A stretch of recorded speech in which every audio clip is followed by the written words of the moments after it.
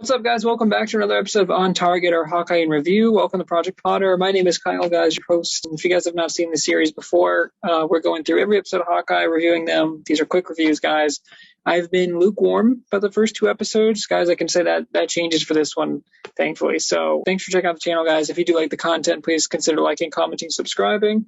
Go check out the other content. Of course, you already know the deal. And here we go.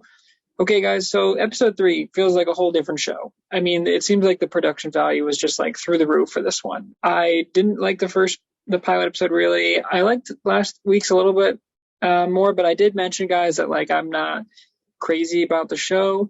This one, like I said, it feels like a whole different show where it's ratcheted up. It looks great. The action is great. We get some emotional storytelling and some really interesting elements like we start off and the woman, I think her name is Maya, who's the deaf woman, who's like not in charge of the tracksuit mafia, but like sort of like the head honcho, but below the big boss, which we find out. And so we get her as a kid, and it's like a really sad scene where she's like, they're like, oh, pay attention, but she's like writing in her book. And this episode does so much with like loss of hearing or like everything being silent or muffled sounds around. I think it's excellent, dude. It's very, very interesting and something we really haven't explored in the MCU at all, really. So to see that and to see like her mentor, who's like her interpreter, who's like raising her, he was awesome, really, really awesome. I think I'll put his name in here. He looks really familiar, like a famous actor, but he was great. But then, like, as soon as she starts going to karate lessons and she beats that kid, and then the guy's got a tracksuit on, I was like, oh no.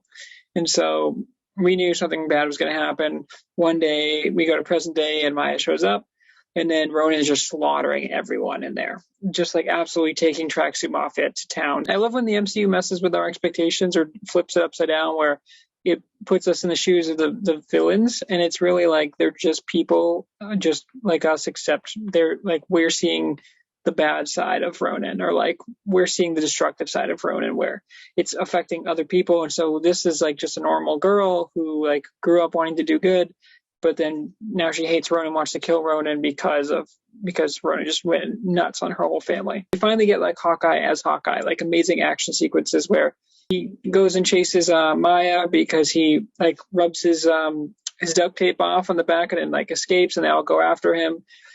Which this part, the Tracksuit Mafia, I didn't love because there's like 20 guys and none of them can shoot him or get him, but they're like, oh, we want him alive, so they're like kind of shooting around, but no one. He's like in a department store almost, and they can't get him. He's like throwing the big teddy bears. It was fun, but then I think it's really funny that Kate was like, tell me how you did that. Like, it'd be nice if you shared that information. And there's a quick scene too where Kate is like talking to some guy, and he's like, oh, my girlfriend got tickets to Imagine Dragons, but she doesn't want to go, and now I'm mad or whatever. We're in a fight. It's like, you good? And I was like, man, I love Haley Steinfeld. The two of them are so good, but they really shine in this episode in so many ways. And Haley just fits right in where she's like, well, you both are owed apologies because, if she doesn't like Imagine Dragons, she shouldn't want to go. But she's like, apologize to her for thinking that was a gift or whatever.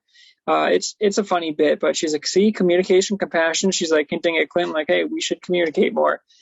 And so they're kind of like two lone wolves, I guess, or she's trying to communicate with Hawkeye, but he goes off and he fights Maya, and then he like goes to kick her or whatever, and realizes like that she has a prosthetic leg, and she kicks him and knocks his hearing aid out, and then steps on it. And she tells him earlier, because they ask him like, okay, who is Ronan? Or like they think Kate is Ronan, and he's like, she's not Ronan. And there's Jon Snow. It's not actually Jon Snow, but this dude looks exactly like Jon Snow, like Kit Harington.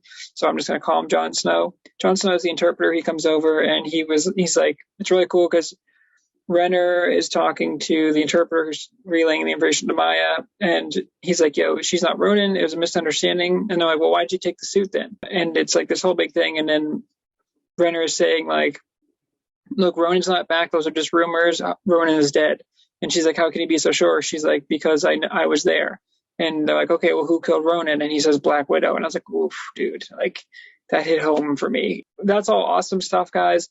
And then, yeah, where Hawkeye's going, he's shooting left and right, dude. There's an amazing shot where he like leans, and we get the classic Hawkeye like sideways shot, and it nicks Jon Snow, and then it's Kate's duct tape, and she's like free, and then they eventually get in the car. They're like, okay, we got to get out of here, and they took Kate's bow, so it's just Hawkeye's bow.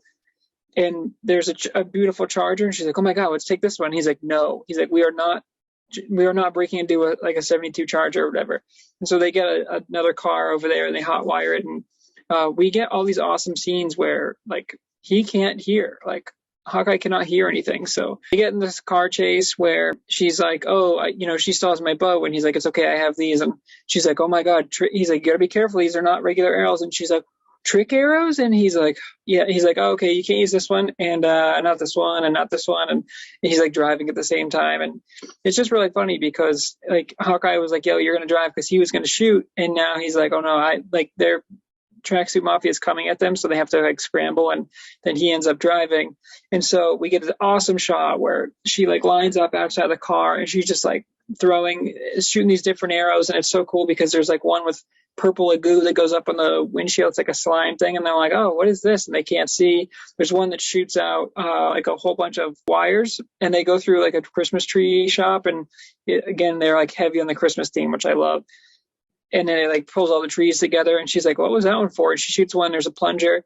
And then eventually, guys, the action's so good in this where I was like, this is fantastic. And they're like, oh, this would be much easier if we were facing the other way. And he's like, you know what? This would be much easier if you were facing the other way. She's like, I just said that. She's like, hey, we're communicating. And he like turns around and he drives backwards. And I'm like, is this a Fast and Furious movie, dude? Like, dumb. But they're going back, and then Haley just keeps knocking them out, dude. And then they get to the bridge, and they stop, and there's like one car coming, and she's like, what are they doing? And he's like, oh, they're gonna crash into us. So he gets out there, and he's like, okay, here you go. And she's like, I don't get it, this is just a regular arrow. And he's like, I need you to shoot up when I tell you to. And she's like, what's the plan? And he's like, shoot up. And so she aims up, and then we get Hawkeye, who's got his arrow, and it zooms in, and it's got Pym on it. And I was like, oh, dude, this is going to be sick. So she shoots it up. He aims it perfectly, makes the arrow enormous. A giant arrow comes down and just absolutely decimates the truck, dude. It was so cool. Like one of the coolest things I've ever seen. And they get away, and then we get this heartbreaking scene, guys, where they go back, I think, to Kate's apartment, and Hawkeye gets a call. Oh, he's got like peas in the back of his head, and it's like, again, just silent all around him. It's really muffled, so he doesn't even like really hear it come in, but he's next to his phone, and his phone rings, but he doesn't even react to it initially because he can't hear it. So then he like looks down, and he's like, hey baby, what's up? He's like, what's going on? And then Kate comes over, and she is like, she gets a piece of paper, and she's like, it's not her, it's your son. And he's like, oh, what's up, kid? And what's going on? And then she writes down like, everyone's asleep, he's bored. It's really cute, but he's like so heartbroken because he can't hear him. And he's like, oh, sorry, I don't know if there's a delay or what's going on. But they talk about like how it's movie night tonight, and he's like, oh, I can't make it tonight, but I should be home tomorrow night, bud. And then she's like, oh, he says it's okay if you don't come home for Christmas, and it like breaks his heart. And it's really well done, and it's so sad, dude. And it's like, I love this element because it's like, what is Hawkeye without his hearing? It's like a whole different world, dude, where he was blipped from his family for 5 years, and now he's back. They haven't seen him for 5 years, and he has to go on this Christmas mission, and they planned all these things out, and then he got into Kate's mess, and now it's like, oh, they're like, oh, it's okay if you're not home for Christmas. They're like just used to it by now. And he's like, no, I want to be there. And he's like, all right, talk to you later, bud. But I was like, wow, this is such an interesting dynamic. But then what I didn't love about this episode, guys, is that they just go and get the hearing aid fixed, like next scene. They just go to like some random doctor, and she's like, oh, I can fix it. And then they just fix it, and then he's like, good to go. And I was like, I would have liked that dynamic to play out a little bit longer, or like the rest of the series or something, to see like how Hawkeye sharpens his skills because he can't hear, and just the way he interacts with that. Now, obviously, he would have like, I don't know, it would have been like super heartbreaking if he just couldn't hear his family anymore because he just like lost his like the hearing aid, stopped working, or I don't know. It's complicated, but I just thought that was a really, really interesting dynamic that we've never really explored in the MCU, and that scene is just so beautifully shot. And we get another funny scene too on the subway. Amazing scene where they're getting chased, and then they swoop down. He grapples, and they swoop down, and she's like, oh, now I understand the plunger arrow. And they get in the subway, and they sit down, and she's like, oh, we gotta take the dog for a walk. Oh, he's been cooped up all day, and he's sitting there. He's like, you're a really great archer, She's like, really? And he's like, yeah, you're really great. He's like, gotta take the dog out. And she's like, And he's like, yeah, probably been cooped up all day. And she's just like, smile. It's a really cute scene. But they start talking about how Frank is like, it's sketchy and there's something going on. And Hawkeye tells Kate that Maya isn't the head honcho. There's someone above her. And they're like, really? And he's like, yeah, you don't want to mess with them. And she's like, really? And he's like, yeah, Ronan rubbed them the wrong way or whatever. But they're like, oh, we're going to go after Frank. And she's like, we're going to break it. We can go to the apartment or like tap into my mom's security or whatever. We're going to have everything we need. Obviously, that sounds like it's not going to go very well. At the end of the episode, guys, Clint like walks away. He's got a sword to his throat, and it's Frank, of course, holding it. But that was the most obvious reveal because I was like, yeah, obviously this dude is a bad dude. He was not written very well, and they telegraph it pretty easily that he was going to be a bad dude. But yeah, overall though, guys, for a score for this one, I love this episode. I thought it was like one of the better pieces of MCU content in a while. Definitely in this show, it was just really, really crisp. It felt like a movie. It was shot so well. The action, the writing was great. The emotional moments hit.